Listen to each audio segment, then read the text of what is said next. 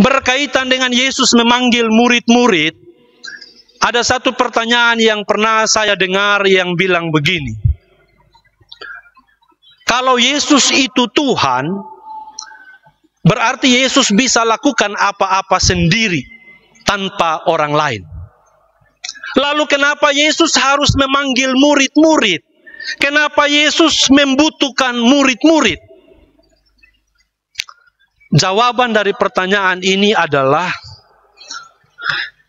kehadiran Yesus di tengah-tengah dunia dalam rupanya sebagai manusia itu bukan untuk selama-lamanya. Setelah Yesus menyelesaikan pelayanan dan karya penyelamatannya di tengah-tengah dunia ini, Yesus harus kembali ke sorga. Kesaksian kitab Injil menjelaskan hal itu kepada kita. Dan karya penyelamatan yang Yesus Kristus sudah lakukan di tengah-tengah dunia ini merupakan inti kabar baik yang harus diberitakan kepada semua orang. Sehingga setiap orang yang mendengarkan kesaksian tentang kabar keselamatan itu dapat mengenal Yesus, dapat percaya kepada Yesus. Karena iman percaya kepada Yesus itu merupakan syarat utama supaya seseorang memperoleh keselamatan. Dan supaya kabar keselamatan itu dapat didengar oleh semua orang, harus ada orang yang memberitakan. Karena itulah Yesus memanggil murid-murid untuk bersama-sama dengan dia dalam pelayanan. Supaya murid-murid ini dapat menyaksikan langsung karya keselamatan yang Yesus kerjakan. Sehingga kemudian mereka menjadi saksi yang memberitakan tentang karya Yesus itu. Baik secara langsung maupun secara tertulis. Hal itu kita lihat seperti yang dikatakan oleh Rasul Yohanes dalam suratnya. Ya, 1 Yohanes pasal 1 ayat 1 dikatakan, apa yang telah ada sejak semula, yang telah kami dengar, yang telah kami lihat dengan mata kami, yang telah kami saksikan, dan yang telah kami raba dengan tangan kami.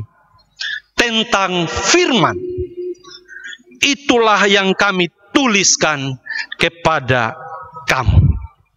Dan hal itu juga disinggung oleh Tuhan Yesus di dalam Kisah Para Rasul pasal 1 ayat 8, sebelum dia terangkat ke surga.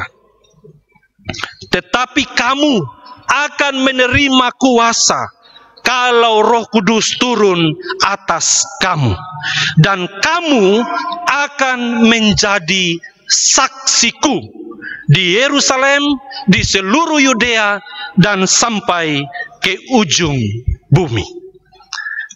Jadi jelas bagi kita, tujuan Yesus memanggil murid-muridnya adalah untuk kepentingan kesaksian tentang Yesus dan karya keselamatannya.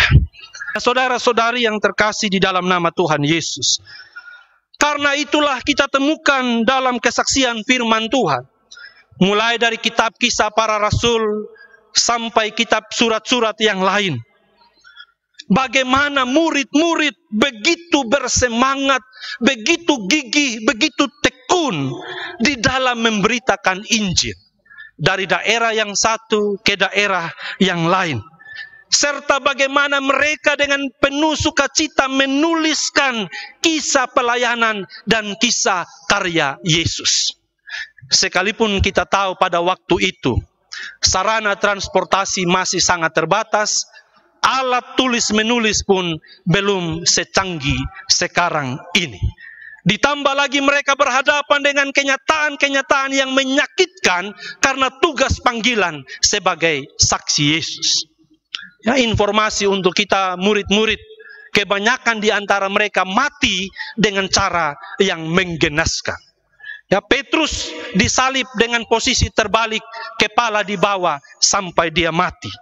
Andreas disalib dengan bentuk tubuhnya seperti huruf X sampai dia mati. Markus diseret hidup-hidup dengan kuda sampai dia mati. Lukas digantung sampai mati, Yakobus dirajam dengan batu dan dilempar dari atas bumbungan bait Allah sampai dia mati. Tapi itu semua tidak membuat mereka meninggalkan panggilan mereka sebagai saksi. Kenapa? Karena seperti apa yang menjadi pernyataan iman Paulus dalam firman Tuhan yang menjadi petunjuk hidup baru tadi, dia katakan, sekalipun tantangan yang harus dia hadapi sebagai saksi Kristus itu sangat berat, tapi tidak sedikit pun dia merasa malu. Tidak sedikit pun dia merasa takut di dalam memberitakan Injil. Kenapa? Karena dia tahu kepada siapa dia percaya. Karena dia tahu bahwa tugas panggilannya sebagai saksi adalah tugas yang mulia. Dan karena dia tahu bahwa yang dia beritakan adalah harta yang indah, adalah harta yang paling berharga.